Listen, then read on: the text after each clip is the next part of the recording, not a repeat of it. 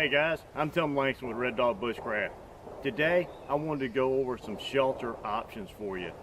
Now I'm fresh back from the Pathfinder gathering out in Ohio, and Dave and the guys working with the kids spent a lot of time working with the kids and the adults, and several of the challenges that they had there they revolved around working with shelters. And these are quick, expedient shelters that are designed for an emergency, or when you're out on a hike, you get caught by a storm, you take an unfortunate turn, you realize that maybe you're better off just spending the night in the woods, or maybe you're at an event somewhere and something happens and you just need to take shelter for a little while.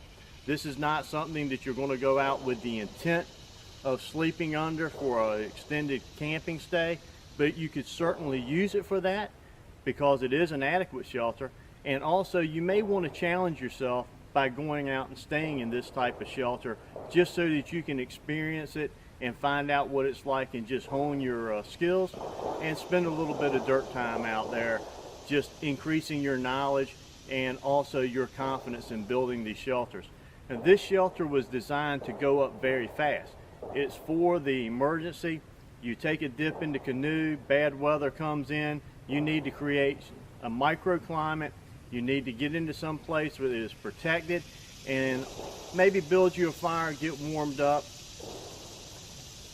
I'm getting a little ahead of myself, but that's the intent of this particular shelter. Now I have two laid out here on this raised bed that I want to show you.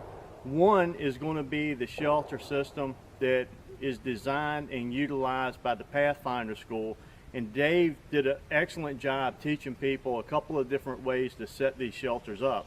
And if you want to watch his videos, I strongly encourage you to do that. They're fantastic videos, and they're very comprehensive in their the way he lays it out, and you'll have a great understanding of how to do these shelters. He does both a plow point and a lean-to in a video series called I think it's Survival Basics. But check out his website. That's at Wilderness Outfitters, and you'll find that on YouTube.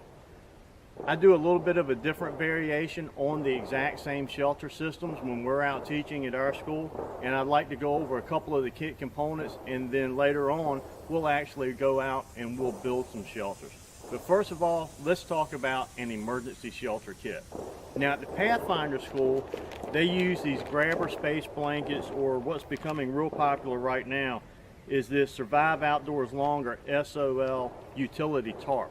And that's a great product because you can get it orange on one side, and it has the reflective mylar like the space blankets do on the inside, which is a great benefit over my other system, which is simply a poncho, because you have the orange for signaling, and of course you have the reflectivity that you can use.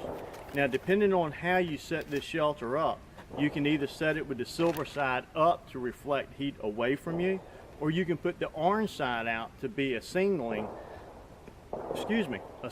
panel, and use that reflective side to have your small fire set up outside of your shelter.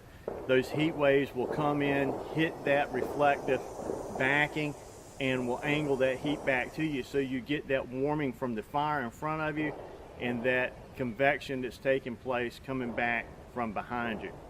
Now I rigged this blanket up. This was my son's, the one that he was using while he was there, or that was my tent, but he wound up using his poncho and another small tarp. But this was set up for my son, and I've already got this set up with just a couple of tied loops in, I think I have 5. There's 6 grommet holes all together, and I have 5 or 6 of these loops, basically one for each grommet hole. But it's simply a loop tied out of some bank line, and all I do is I go ahead and place that inside of the eye, or the grommet, I'm sorry, and create a loop, and that's going to help us be a little bit more efficient when we go to set up our shelter. The other thing I did was I took a 12-foot piece of paracord, divided it in half, just by folding it,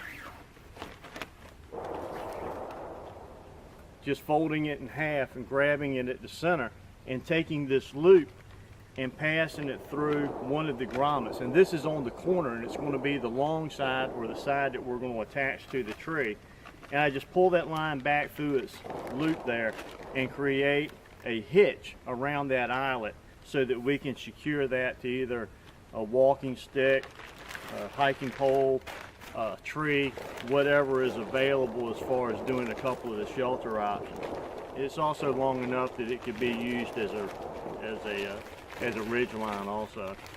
But anyway, I'm gonna fold that back up. The other things that I keep in his kit is I take a 1 gallon zip top bag, and inside of that bag I have a couple of items. I have these are large 55 gallon drum liners, and they're 3 mil thick. And I like the thicker ones. They're a lot more durable and give you a little bit more protection. And there's many things that you can do with a trash can liner. Once again, Wilderness Outfitter has some great YouTubes on that. There's plenty of them out there already on YouTube, and maybe we'll look at a couple of those options as we go along. But the reason I carry it mostly is you can use it as a sleeping bag or just to lay on the ground to give you some protection, keep that cold, damp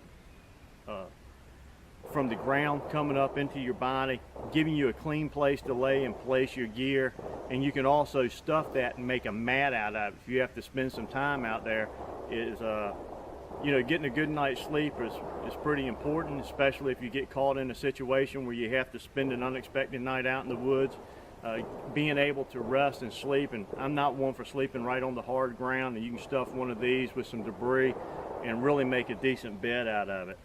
The other thing that I keep in there is some flag tape, and it's just tied up with some jute twine, and that's just a small piece, but there's about 8 feet rolled up into this little dinky ball here, and that's so that you can mark your shelter location.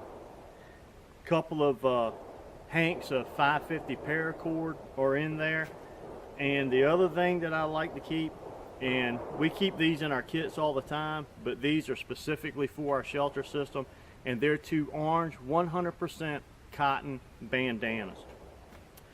Now, one thing that I found when I went to the Pathfinder school, and one of the instructors was doing a shelter demo, very similar to what I'm going to be doing for you later on in these video series, is they were using these plastic ABS stakes. And I bought some from the local discount stores. They're yellow. We've used them a few times, but after time, the ends of them get all messed up, and they're not, they don't have a real good head on. They're not hard enough, so as you're tapping them in, especially when you're using sticks and stuff, they mar up a lot and they break. Dave sells a couple on his website, and this is a black plastic, and I'm not exactly sure what the material is here, but I like the way it's designed. It has a flat head and has some grips on it, and it has an eyelet through there that you can place your cord through, but the head is also large enough that you can simply place the loops through these shelter systems right over the top of it, and they go in relatively easy. And I watched that guy take an axe and pound these things into that hard rocky soil up in Ohio, and I looked at the stakes when he was done, and except for having some dirt on them, they looked like they just brought them right out of the pack. So I bought a half a dozen of these. They sell them in a neat little bag, and I wound up using that bag to store my son's emergency shelter kit in. And I really like these. They were a little bit more expensive than what you would get at the discount store, but the quality is there, and I think that's what's important. So that's our first shelter system that we'll utilize when we start making our shelters. The other one that I want to show you is what I carry, and what I've been carrying for about 2 years now in my everyday carry bag. I carry a backpack with me every day, almost everywhere that I go, and I basically keep the 5 C's in it and a couple of other items that I need for my own self, some medical needs and some food and a few other little things that I use on a daily basis. But inside of that is my sheltering kit, and this is a sheltering kit that I prefer to use because, well, it's a poncho. A poncho is not the best rain and wind gear out there, but I think it's one of the most versatile, not only because it can be used as a shelter, But when I'm out and I'm carrying a backpack and I'm out in the woods, it'll cover both me and my backpack and help keep my gear secure. And it's just so much more versatile that I prefer it. And I use the military a lot. Their ponchos, I think they're great, very durable. But this is a civilian model, and this was bought, I think I bought them from Dick's Sporting Goods on sale about a year ago. And it's a backpacker's poncho. It's an Outdoor Products brand. But it's a ripstop nylon material, but it's a full size. It goes all the way down below my knees, and that's important. And it has really good grommets on it. The tie out for the head is of high quality, and I've used this multiple times and it has no wear whatsoever. So this is what I keep in my bag for my sheltering systems. The other thing that I keep in there is an emergency space blanket, and this is the 2-person Heat Sheets by SOL, and I use this instead of the trash can liner. Now I have used the drum liner, the trash can liners in here too, but this packs up a little bit smaller, and for an everyday kit, something that I'm carrying with me all the time, not specifically when I'm going out in the bush to practice my bushcraft skills, but just for an everyday use, this seems to work for me. A couple of lightweight stakes. I just have 4 metal stakes here.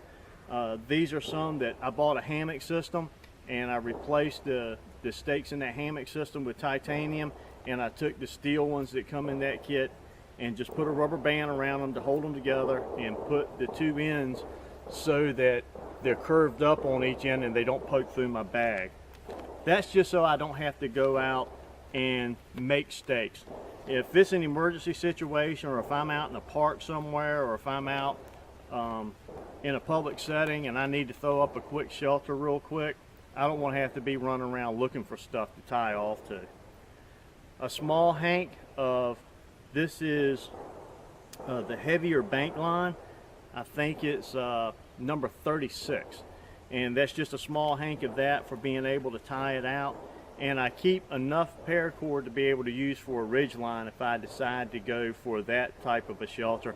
And that's just tied up in a little donut roll that you can undo the knot, and you simply pull it and it unravels. But it makes a nice, neat little way to keep my cord inside this shelter system.